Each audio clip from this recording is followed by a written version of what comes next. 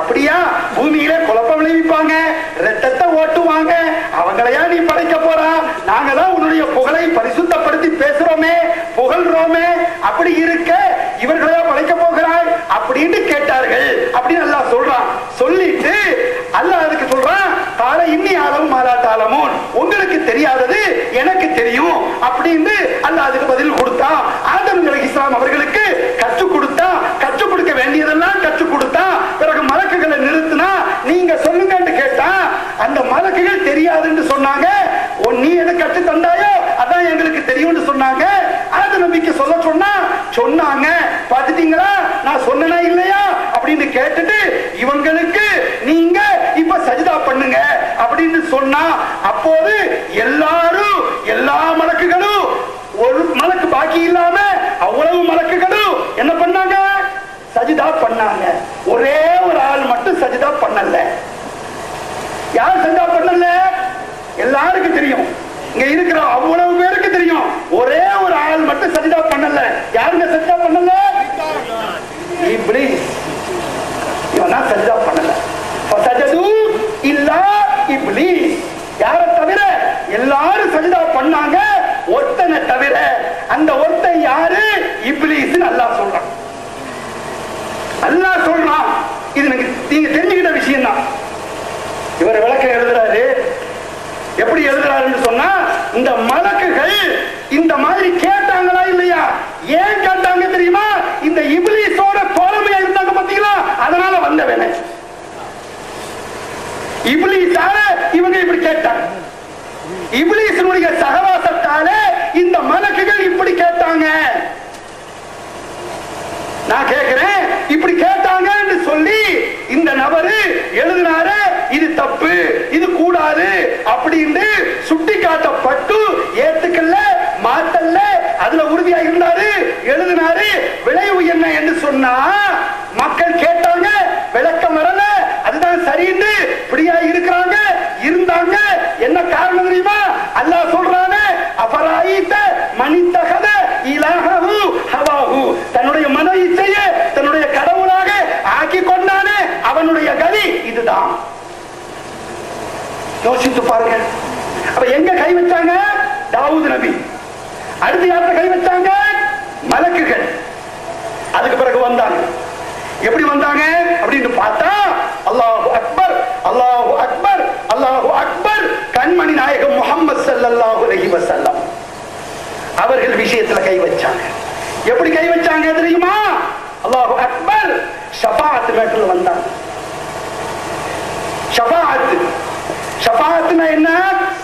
நபி ஸல்லல்லாஹு அலைஹி வஸல்லம் மறுமையிலே மஹ்ஷர் மைதானத்திலே ஒட்டுமொத்த உம்மத்துக்காகவும் அவர்களுடைய சொர்க்க வாழ்வுக்காக, நரக விடுதலைக்காக, மஹ்ஷருடைய அமலிகள் இருந்து பாதுகாப்பு பெறுவதற்காக, அந்த வெப்பத்தில் இருந்து பாதுகாப்பு பெறுவதற்காக மற்ற நபிமார்கள் எல்லாம் முடியாது முடியாது முடியாது என்று ஒதுங்கிக் கொள்ளக்கூடிய அந்த நேரத்தில் கண்மணி நாயகம் முஹம்மது ஸல்லல்லாஹு அலைஹி வஸல்லம் அவர்கள் ஷஃபாஅத் செய்வார்கள் என்று நாம நம்பி இருக்கிறோமே.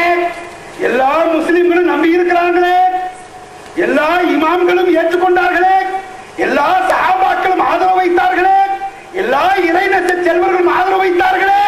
அந்த ஷஃபாஅத்துல கை வச்சது எப்படி எழுதுனாங்க என்று சொன்னா,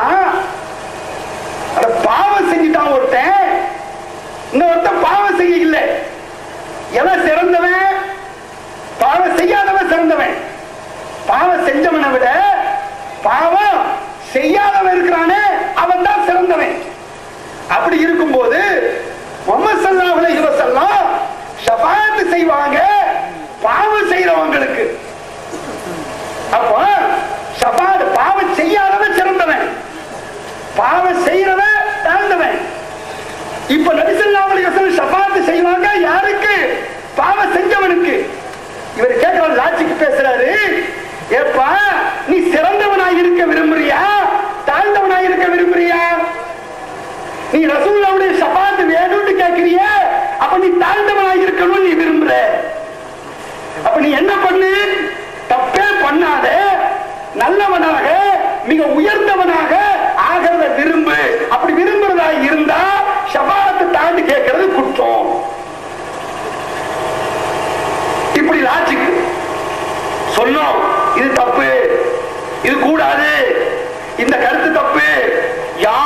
சொன்னது இல்லை. 14 நூற்றாண்டுகளாக சஹாபாக்கள்ல யாரும், தாபீன்கள்ல யாரும், தபா தாபீன்கள்ல யாரும், இமாம்கள்ல யாரும், அதுக்கு பின்னால் வந்த இறைநேச செல்வர்கள யாரும், உலமாக்கள்ல யாரும், எந்த அமைப்பை சார்ந்தவர்களாக இருந்தாலும், அது எந்த வட்டமா இருக்கட்டும், தௌஹீத் வட்டமா இருக்கட்டும், தப்லீக் வட்டமா இருக்கட்டும், தரீகா வட்டமா இருக்கட்டும், எந்த வட்டமாக இருந்தாலும், அது இந்த நாட்டிலே இருக்கட்டும், அரபு நாட்டிலே இருக்கட்டும், எந்த நாட்டிலே இருந்தாலும் யாரும் இந்த கருத்தை சொல்லல. இது மாற்றம் அப்படின்னு சொன்னா ஏத்துக்கல. புகாரியில, முஸ்லிமில, பல்வேறு ஹதீஸ் கிதாபுகள்ல வரக்கூடிய செய்தி என்னவென்றால், இதை உங்களுடைய கவனத்துக்கு ஆழமா பதிய வைக்கிறேன். நாம் எல்லாம் தெரிஞ்சுக்கிற வேண்டிய விஷயம், ஷஃபாத் சம்பந்தமான விஷயம், நம்முடைய ஈமான் சம்பந்தப்பட்ட விஷயம். அதனால உங்களுக்கு தெளிவா சொல்றேன், நாயகம் ஸல்லல்லாஹு அலைஹி வஸல்லம் ஷஃபாத் செய்வாங்க. பாவிகளுக்கு மட்டும் அல்ல.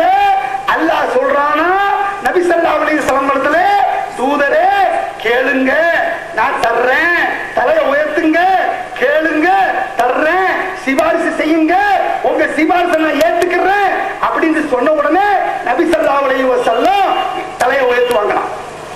அப்படி தலையை உயர்த்தும் போது அப்ப அல்லாஹ் சொல்றானா, அதுஹில் மின் உம்மதிக, அதுஹில் மின் உம்மதிக மன் லா ஹிசாப அலைஹிம் மினல் பாபில் ஐமன் மின் அபுவாபில் ஜன்னா. இந்த வாசகத்தை அப்படியே நினைவுல வச்சுக்கங்க, இந்த கருத்தை அப்படியே நினைவுல வச்சுக்கங்க. இதோட அர்த்தம் என்ன தெரியுமா? தூதரே, ஹபீபே, நீங்க உங்களுடைய உம்மத்திலே யாருக்கு கேள்வி கணக்கே இல்லையோ அப்படிப்பட்டவர்களே சொர்க்க வாசல்கள்ல வலது வாசல் வழியாக அவர்களை நீங்கள் அனுப்பி வையுங்கள் என்று அவர்களுக்கு அல்லாஹ் சொல்லுவான். அப்ப நபி ஸல்லல்லாஹு அலைஹி வஸல்லம் ஷஃபாஅத் என்பது பாவிகளுக்கு மட்டுமல்ல, எவர்களுக்கு கேள்வி கணக்கே இல்லையோ அவர்களுக்கும் கண்மணி நாயகம் ஸல்லல்லாஹு அலைஹி வஸல்லம் அவர்களுடைய ஷஃபாஅத் என்ற கருத்திலே அல்லாஹ் தஆலா சொல்வதாக, நபி ஸல்லல்லாஹு அலைஹி வஸல்லம் அறிவிப்பதாக முஸ்லிம் உள்ளிட்ட பல்வேறு ஹதீஸ் கிதாபில் இடம் பெற்றிருக்கிற அந்த செய்தி அறிவுறுத்தப்பட்டும் கூட மாத்தல்லேன்னு சொன்னா அதுல பிடிவாதம் காட்டுறதாக இருந்தா என்ன காரணம்? அல்லாஹ் சொன்னானே, அபராயித மனித்தகத இலாஹு ஹவா, அராயித மனித்தகத இலாஹு ஹவா, தன்னுடைய மனோ இச்சையை தன்னுடைய கடவுளாக ஆக்கி கொண்டானே அவனுடைய கதி. அப்ப யோசிச்சு பாருங்க, தாவூத் நபி விவகாரம், மலக்குமார்களுடைய விவகாரம், கண்மணி நாயகம் ஸல்லல்லாஹு அலைஹி வஸல்லம் ஷஃபாஅத் விவகாரம், இப்படியே போகுது. எந்த அளவுக்கு நான் போகுது அப்படின்னு சொன்னா ஒவ்வொன்றா பாத்தீங்கன்னா, ஜகாத், ஜகாத்துல விவகாரம், ஜகாத்துல கொடுத்ததுக்கு திரும்ப கொடுத்தல் என்பது இல்ல. ஒண்ணுக்கு ஜகாத்தை கொடுத்துட்டா அதுக்கு அடுத்த வருஷம் திரும்ப கொடுக்கிறது என்பதெல்லாம் இல்ல. அதுக்கு ஹதீஸ் இல்ல, அதுக்கு குர்ஆன் ஆதாரம் இல்ல, எந்த வகையான ஆதாரம் இல்ல. அப்படிங்கிற செய்தியை மக்கள் மத்தியிலே முதலாக பரப்பியது. யாரும் பரப்பாத அந்த செய்தி, கொடுத்ததுக்கும் திரும்ப கொடுப்பது உண்டு, வருடா வருடம் கொடுப்பது உண்டு என்கிற இந்த நம்பிக்கை என்பது இங்க இருக்கிற சராசரி உலமாக்கள் சேர்ந்து எடுத்த முடிவு அல்ல. யாரு சொல்லக்கூடிய முடிவு என்றால், கண்மணி நாயகம் ஸல்லல்லாஹு அலைஹி வஸல்லம் அவர்கள் சொல்லுகிற முடிவு. அவர்கள் வழியாக அவ்வளவு சஹாபாக்களும் சேர்ந்து ஒட்டுமொத்தமாக சொன்ன முடிவு. அல்லாஹு அக்பர். அப்படிப்பட்ட அந்த முடிவை மாற்றி அப்படி கிடையாது, திரும்ப கொடுத்தல் என்பது இல்லை, வருஷா வருஷம் கொடுத்தல் என்பது இல்லை என்று ஜக்காத்திலே இஸ்லாத்தின் அடிப்படை விஷயத்திலே கை வைத்த காரணத்தால் உடன் இருந்தவர்களே அதிகமாக பகைத்துக் கொள்ளக்கூடிய அளவுக்கு, அவர்களோடு ஒட்டிக்கொண்டு இருந்தவர்கள் எல்லோருமே இந்த ஒரு விஷயத்தை சொன்ன மாத்திரமே ஆத்திரப்பட்டு அவரிடமிருந்து அந்த நபர்